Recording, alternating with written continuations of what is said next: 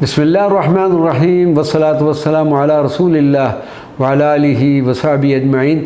معزز ناظرین و سامعین اکرام، السلام علیکم ورحمۃ اللہ وبرکاتہ۔ آج کے اس پروگرام میں ہم سلطان العارفین حضرت سلطان باہو رحمۃ اللہ علیہ کے انتہائی مختصر احوال اور ان کے مدار پرانوار کا مختصراً تذکرہ کرتے ہیں۔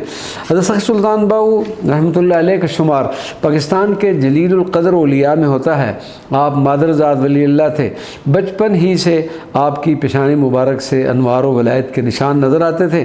آپ کی ذات عالیہ پر انوار الہی کی تجلیات اس طرح نازل ہونے لگیں کہ سینکڑوں آدمیوں کو ایک ہی نگاہ میں واصل باللہ کر دیتے تھے، اور خود بھی ان تجلیات کے جلال و جمال میں مستغرق رہتے تھے، اور اس حالت میں کئی ہفتے گزر جاتے تھے۔ لیکن جیسے ہی حالت استغراق سے رجوع فرماتے، تمام قضا نمازیں بھی ادا فرما کر دیا کرتے تھے۔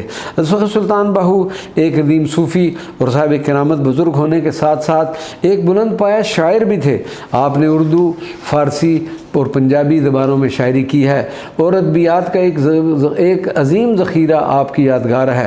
موضوع تصوف پر بھی آپ نے کئی کتابیں تصنیف فرمائی، اور جو کچھ بھی لکھا باطنی توفیق اور تائید ربانی سے لکھا۔ ایک مقام پر آپ رضی اللہ تعالیٰ نے فرمایا کہ بے شک اس قحط الرجال کے دور میں یہ کتابیں مرشد کامل کا بھی انجام دیتی ہیں۔ حضرت سخی سلطان باہو رحمۃ اللہ علیہ نے یکم جمادی الثانی 1102 ہجری میں نبی اکرم صلی اللہ علیہ وسلم کی سنت میں 63 سال کی عمر میں وفات پائی۔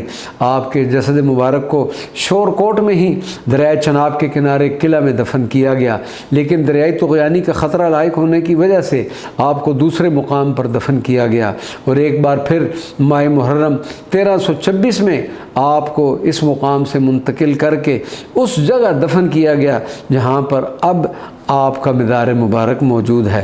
چونکہ آپ کو ماہ محرم میں منتقل کیا گیا تھا، اس لیے اب ہر سال ماہ محرم میں ہی آپ کا عرس مبارک منعقد ہوتا ہے۔